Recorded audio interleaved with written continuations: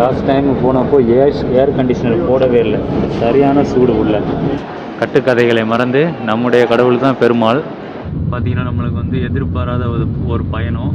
தஞ்சை பெரிய கோயிலை கட்டும்போது நின்று அதை மேற்பார்வை பண்ணுற மாதிரி 350 ரூபா டேக்ஸு 18 ரூபா, மொத்தம் 368 ரூபா. கன்னடமும் ஆங்கிலமும் மட்டும்தான் இருக்குது, ஹிந்தியே காணோம், தூக்கி ஓரமாக கடாச்சிட்டாங்க.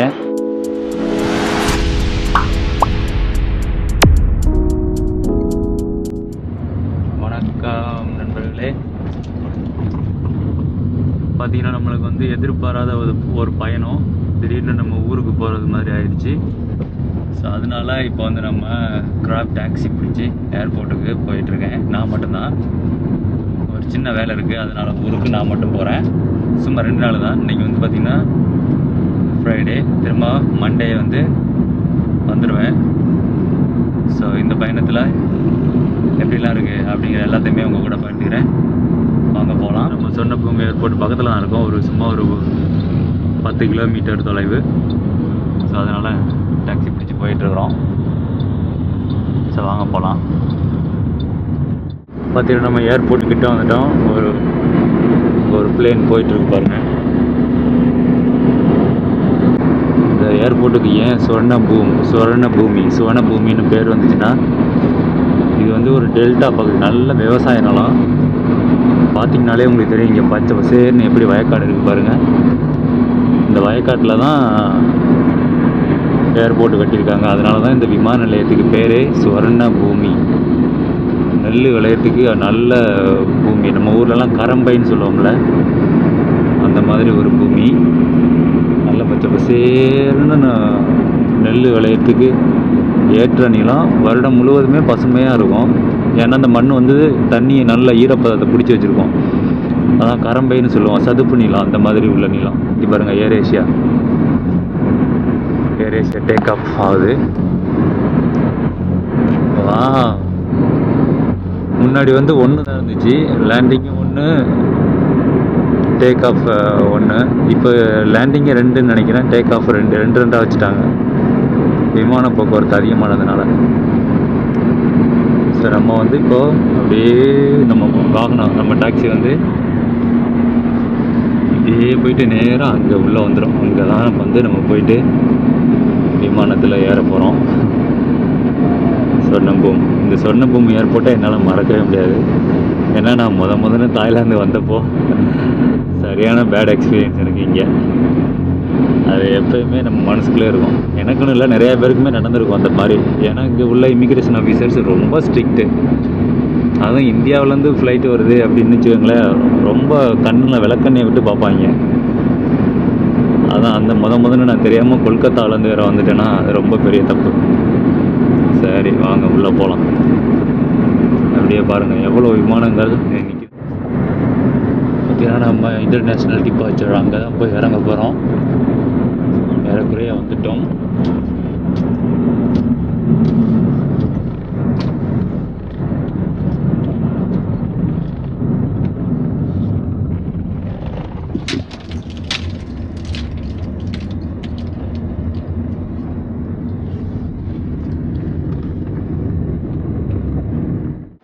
ஓகே நண்பர்களே, இப்போ பார்த்தீங்கன்னா நம்ம பாஸ்போர்ட் கண்ட்ரோல், செக்யூரிட்டி செக்கு எல்லாத்தையும் முடித்து வந்துட்டோம். இந்த சுவர்ணபூமி ஏர்போர்ட்டில் தமிழர்களோட கதை தான் இது. இதில் வந்து ஆரியர்கள் சில கட்டுக்கதைகளை திரிச்சு விட்டாலும் இது வந்து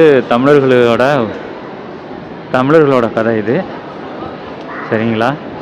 கட்டுக்கதைகளை மறந்து நம்முடைய கடவுள் தான் பெருமாளை வந்து அவங்க நோக்கத்துக்கு எப்படியெல்லாம் பேரை மாற்றிக்கணுமோ, என்னென்ன கதையெல்லாம் உடனுமோ விட்டு மாற்றிக்கிட்டாங்க. ஆனால் மாயோன் பெருமாள் வந்து நம்மளுடைய கடவுள் தான். மூவேந்தர்கள் இருக்காங்களா, மும்மூர்த்திகள் இருக்காங்க. மும்மூர்த்திகளில் தலைமையானவர் சிவன். அவருக்கு கீழே இருக்கவங்க இருவர் பார்த்திங்கன்னா பிரம்மன் விஷ்ணு. ஸோ அதில் விஷ்ணு தான் இது பார்க்கடலில் கடைந்தது அந்த கதை, தமிழர்களோட கதை. ஒரு பக்கம் அசுரர்களும் மற்றொரு பக்கம் தேவர்களும் பார்க்கடலில் கடைஞ்சாங்களா. அது நடுவில் பாருங்கள் ஒரு ஆமை இது வந்து பெரிய பாம்பு. பாம்புன்னு சொல்ல முடியாது, டிராகன் மாதிரியும் இருக்குது, பாம்பு மாதிரியும் இருக்குது. ரெண்டும் கலந்தது தான் இருக்குது. மறக்காமல் நீங்களும் தாய்லாந்து வரும்போது இதை பாருங்கள். இப்படி தாங்க இருக்கணும். அவங்களுக்கு பாருங்கள், அவங்களுக்கு என்னென்னலாம் முக்கியமானதாக நினைக்கிறாங்களோ அது அப்படியே அவங்களுடைய விமான நிலையமாக இருக்கட்டும், அரசு அலுவலகங்களாக இருக்கட்டும், எல்லா இடத்துலையும் அதை அப்படியே நிறுவிடுவாங்க.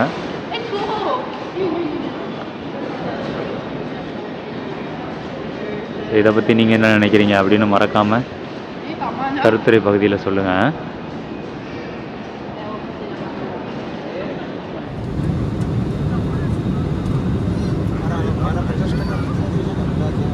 இப்போ வந்து நம்ம இமிக்ரேஷன்லாம் முடித்து கெம்பகவுடா இன்டர்நேஷ்னல் ஏர்போர்ட்டுக்குள்ளே இருக்கோம்.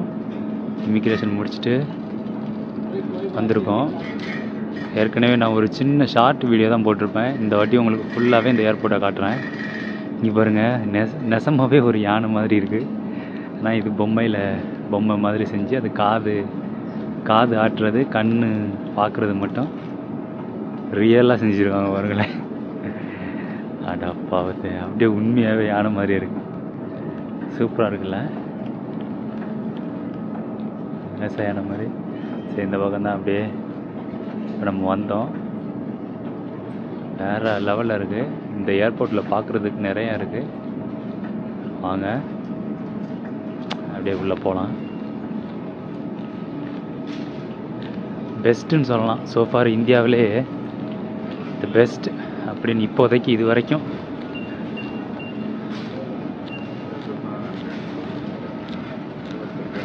So far this is the best. Okay, இப்போ வந்து பார்த்தீங்கன்னா நம்மளோட பேக்கேஜ் எடுத்தாச்சு. சரி, ஏற்கனவே சொன்ன மாதிரி சூப்பருங்க ஏர்போர்ட்டு. இப்போ பாருங்கள் எவ்வளோ பெரிய எல்இடி ஸ்க்ரீன் வச்சுருக்காங்கன்னா, ரொம்ப பெருசாக வச்சுருக்காங்க. இதிலேருந்து அந்த கடைசி வரைக்கும் எல்இடி ஸ்க்ரீன் வச்சுருக்காங்க. அப்படியே இதில் வந்து பல வண்ண காட்சிகள் வந்து ஓடிக்கிட்டே இருக்குது. இந்த பக்கமெல்லாம் பார்த்தீங்கன்னா அப்படியே உங்களுக்கு ரியல் கார்டன் வந்து செட் பண்ணி அதில் வந்து இது போட்டிருக்காங்க, வாட்டர் ஃபால்ஸ் எல்லாம் வேறு லெவலு. ஆனால் என்ன, கெம்பகவுடான்னு வச்சுருக்காங்க. கவுடாங்கிறது ஒரு சாதி பெயர்.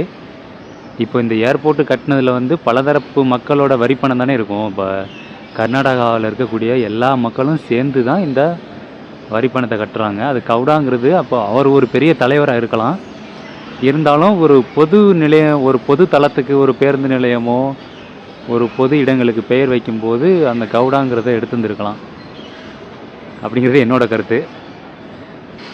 நீங்கள் உங்களுடைய கருத்தை சொல்லுங்கள். பாருங்கள் எவ்வளோ அழகாக இருக்குன்னு. பயங்கரமான ஏர்போர்ட்டு. கெம்பே கவுடா. ஸ்டாலின் கூட ஒருத்தரை பார்த்து கவுடாவா அப்படின்னு கேட்பார்ல, அதான் எனக்கு ஞாபகம் வருது. சமூக நீதினு பேசிட்டு கவுடாவான்னு கேட்குறது கடைசியில் ஒருத்தரை பார்த்தோன்னே.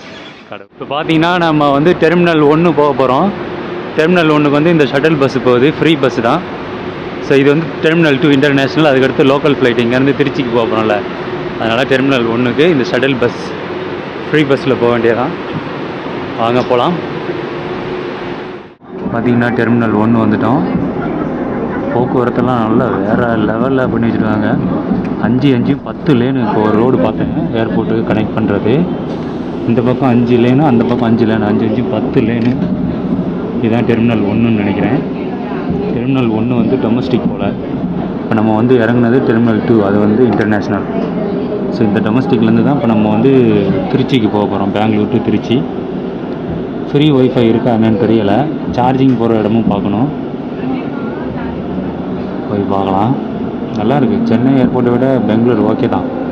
அதே மாதிரி பெங்களூரில் அவங்களோட மொழிக்கும் பார்த்திங்கன்னா எல்லா இடத்துல மேலே கன்னடம் தான் இருக்குது, கீழே ஆங்கிலம் அந்த மாதிரி இருக்குது. நம்ம ஊரில் போனோம்னா ஆங்கிலம் தான் இருக்கும். ஓகே விடுங்க, நம்ம ஊரும் மாறும். இப்போ தான் கொஞ்சம் கொஞ்சமாக விழிப்பு அடைகிறாங்க. மாறும். வீழ்ந்தோம், மீண்டும் கண்டிப்பாக எழுவோம். நான் இன்னும் கீழே இறங்கி எல்லா கடையும் காட்டுறேன் பாருங்களேன். எல்லா கடையும் ஃபஸ்ட்டு கன்னடம் தான் மேலே இருக்கும், அதுக்கப்புறம் ஆங்கிலம். நம்ம ஊர் இங்கிலாந்து மாதிரி எடுத்தோடனே ஆங்கிலம், அப்புறம் தான் தமிழ். சில இடத்துல தமிழே இருக்காது. ஏதோ டெர்மினல் 2 வந்துட்டோம். Terminal 2 departures. ஸோ இதில் பாருங்கள், மேலே வந்து கன்னட மொழியில் இருக்கா, கீழே வந்து கர்நாடகா மில்க் ஃபெடரேஷன் ஆங்கிலத்தில் இருக்கா. அடுத்த கடையை பார்க்கலாம். இந்த கடையை பாருங்கள், ரெஸ்டாரண்ட் போல், முழுவதும் கன்னடத்தில் மட்டும்தான் இருக்குது, ஆங்கிலம் கூட காணோம். அந்த சைடு ஆங்கிலம் இருக்கா என்னமோ.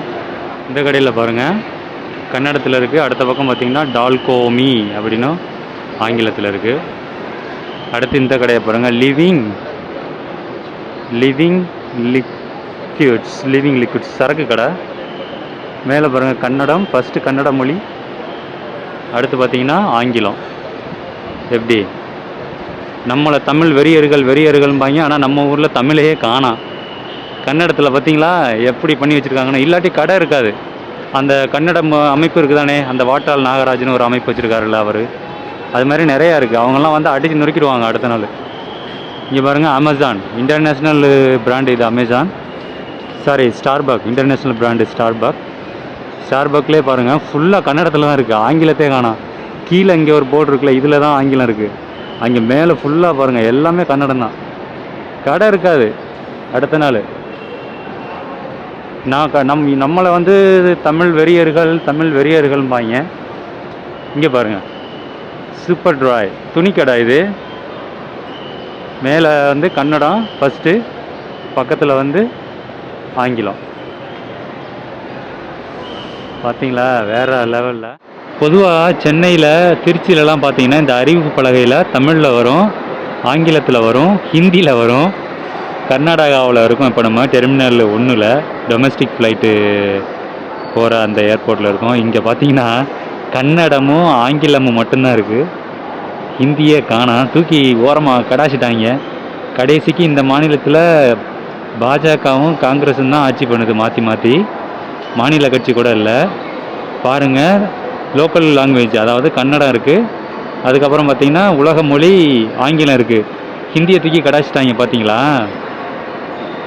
நம்ம ஊரில். ஆனால் பார்த்திங்கன்னா காங்கிரஸும் ஆட்சியில் கிடையாது, பிஜேபியும் கிடையாது, திமுக அதிமுகன்னு மாற்றி நம்ம மாநில கட்சிக்கு தான் தமிழ்நாட்டு மக்கள் அதிக முக்கியத்துவம் கொடுக்குறாங்க.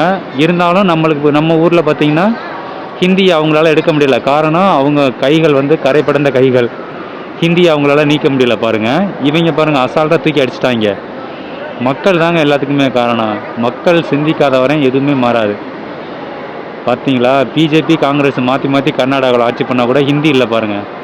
அந்தளவுக்கு ரொம்ப தெளிவாக இருக்காங்க கர்நாடகா மக்கள். நம்ம மக்கள் என்றைக்கு மாறுமோ, எல்லாம் சினிமா பைத்தியம், ஐபிஎல் கிரிக்கெட் பைத்தியம், குடிகார பைத்தியமாக இருக்குது. எப்போ மாறப்போகுது நம்ம ஊரும் பாருங்கள், நீங்களே பாருங்கள். கன்னட மொழியும் ஆங்கிலம் தான் வரும், ஹிந்தியே வராது. வேறு லெவலுங்க கர்நாடகாலாம். நம்மலாம் பார்த்து தெரிஞ்சிக்கணும். உலகத்தின் முதல் மொழின்னு பேசிக்கிட்டே இருந்தால் மட்டும் பத்தாது. பார்த்தீங்கன்னா விமான நிலையத்துக்குள்ளே இந்த ராமேஸ்வரம் கஃபே இருக்குது. உள்ளே போய் விலைய பார்த்தேன். சாதாரணமாக டீ காஃபியே 150, இட்லி வடை தோசை எல்லாமே 350 தான். 300 ரூபாய்க்கு குறைஞ்சி, 250 ரூபா 300 ரூபாய்க்கு குறைஞ்சி எதுவுமே இல்லை. ஆனால் பயங்கர க்ளீனாக இருக்குது. ஏர்போர்ட்டுக்குள்ளே இருக்கிறதுனாலயா இல்லை வெளியிலையும் இப்படி தான் இருக்குமான்னு தெரில, பயங்கர க்ளீனாக இருக்குது. செட்டப்பு பார்த்திங்கன்னா ஒரு கோவிலுக்குள்ளே எப்படி இருக்குமோ அந்த மாதிரி மாலை, பூ, அலங்காரம், அந்த அவங்களோட இன்டீரியர்லாம் பார்த்தா ஒரு கோவிலுக்குள்ளே எப்படி இருக்குமோ அது மாதிரி ராமேஸ்வரம் கஃபேன்னு வச்சுருக்காங்க. அவங்களோட கிச்சன் வந்து நீங்கள் பார்க்கலாம் வெளியிலேருந்தே, அவ்வளோ டிரான்ஸ்பரண்ட்டாக இருக்குது. மாஸ்டர் போடுறது எல்லாமே அவ்வளோ ஹைஜீனிக்காக இருக்குது, க்ளீனாக இருக்காங்க எல்லாருமே. இந்த பனியம் போட்டுக்கிட்டு விறுவிறுக்க செய்கிறது அந்த மாதிரி எதுவுமே இல்லை. எல்லாம் யூனிஃபார்மு, ஹை எக்யூப்மெண்ட், எல்லாமே ஹை குவாலிட்டி எக்யூப்மெண்ட் தான். தோசை போடுறது அது இது எல்லாமே பார்த்தேன். ஸோ பயங்கரமாக இருக்குங்க. கண்டிப்பாக இந்த ஹைஜீனிக்கான உணவுக்கு இந்த விலை ஓகே தான். அது ஏர்போர்ட்டுக்குள்ளே 250 300ங்கிறது ஓகே தான். சார் நான் இது வரைக்கும் சாப்பிட்டதில்லை, வாங்க ஏதாச்சும் சாப்பிட்டு சுவையை செக் பண்ணிடலாம். இங்கேயும் பாருங்கள், மேலே கன்னடா, கீழே வந்து ஆங்கிலம். ஒரு வழியாக ராமேஸ்வரம் கப்பையில் ஒரு 20 நிமிஷம் கழித்து நம்ம ஆர்டர் பண்ண மசாலா தோசை வந்துருச்சுங்க.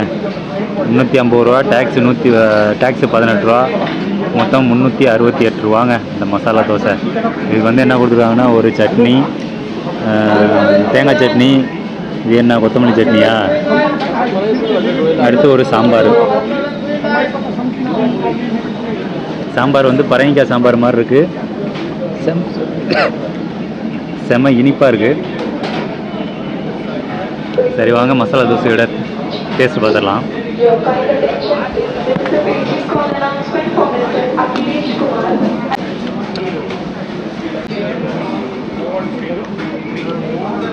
அந்தளவுக்கு ஒன்றும் ஸ்பெஷலாலாம் இல்லை.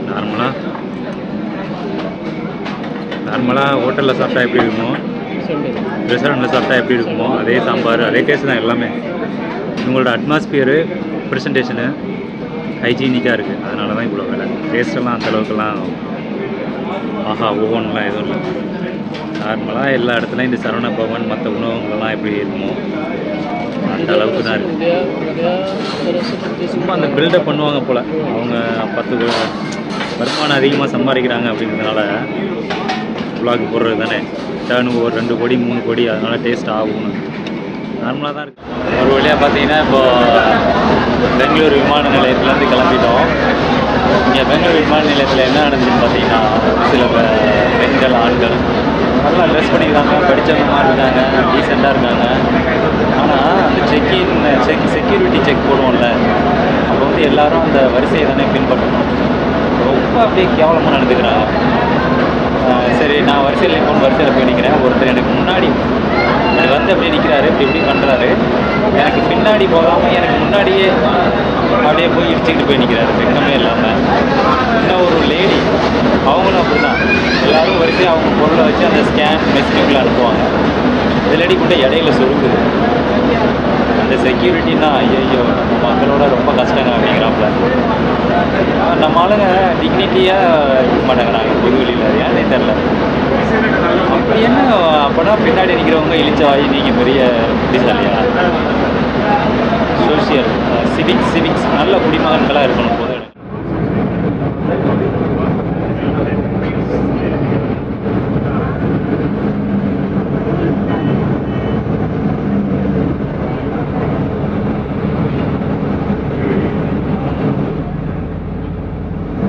இதுதான் அந்த சிறிய வகை விமானம் திருச்சிக்கு போகிறது. ரொம்ப குட்டியாக இருக்குது.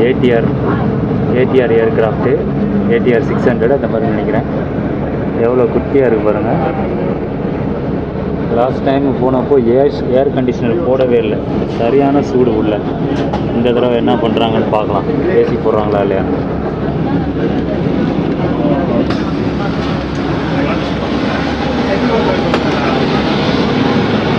Let's go ATR aircraft.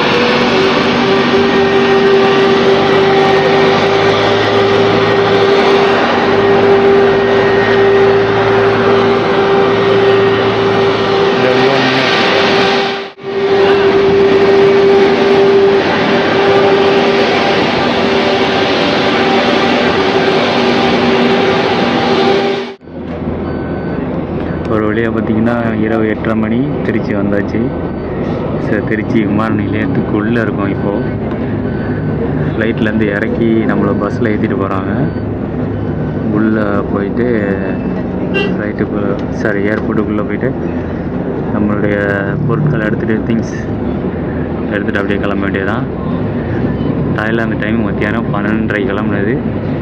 இரவு 8:30 மணிக்கு திருச்சி வந்தாச்சு. எத்தனை மணி நேரம் அப்படின்னு நீங்களே கணக்கு பண்ணிக்கோங்க. திருச்சியில் பாருங்கள், நம்ம உடைமைகள் எடுப்போம்ல, இந்த கன்வேயர் பெல்ட்டு, அங்கே பார்த்திங்கன்னா இப்படி வச்சுருக்காங்க. வணக்கம் திருச்சின்னு போட்டு, அது தமிழ்லையும் போட்டுருந்துருக்கலாம், தமிழ்லையும் ஆங்கிலத்துலேயும். ஆனால் வணக்கங்கிறத டங்கிலீஷில் போட்டு வச்சுருக்காங்க, தமிழில் போடாமல். ஓகே தான், இது மாதிரி நம்மளுடைய பாரம்பரியத்தை அப்படி எப்படியாவது போடுறாங்களே, அது வரையும் சந்தோஷப்பட்டுக்க வேண்டியதான். மேலே பார்த்திங்கன்னா தஞ்சை பெரிய கோவிலோட வரைபடம் ஆர்ட் ட்ரா பண்ணியிருக்காங்க. சூப்பராக இருக்குது. அப்படியே இங்கே பார்த்திங்கன்னா ராஜராஜ சோழன் வந்து போர்க்களம் இல்லை, ராஜராஜ சோழன் வந்து தஞ்சை பெரிய கோயிலை கட்டும்போது நின்று அதை மேற்பார்வை பண்ணுற மாதிரி போட்டிருக்காங்க. இதுவும் நல்ல விடயம்தான். ராஜராஜ சோழன் வந்து பார்க்குறாரு, கோயில் வேலை நடந்துக்கிட்டு இருக்கு. அருமை, நல்ல விடயம். பார்த்திங்கன்னா கரிகாலன் வந்து திருச்சி கல்லணை இருக்குல்ல, கரிகால சோழன் வந்து கல்லணையை கட்டுற வரைபடத்தை வச்சுருக்காங்க. யானையிலேருந்து பார்க்குறாரு. சூப்பருங்க, நல்லா வேலை பண்ணியிருக்காங்க. சோழர்கள் புகழ் ஓங்குக, சோழர்கள் புகழ் வாழ்க. மற்றொரு பக்கம் அதே இடத்துல லக்கேஜுக்காக வெயிட் பண்ணுற அதே இடத்துல இங்கே வந்து வணக்கம் திருச்சி. அந்த வணக்கத்தை வந்து தமிழில் போட்டிருக்கலாம், இல்லை தமிழ்லையும் ஆங்கிலத்துலேயும் சேர்த்து போட்டிருக்கலாம். ஆனால் டங்கிலீஷில் போட்டிருக்காங்க. இதில் வந்து சதிராட்டம், நம்மளுடைய பரதநாட்டியம் சதிராட்டமும் கதகளி அது ரெண்டும் சேர்த்து போட்டிருக்காங்க. இதுவும் நல்ல விடயம்.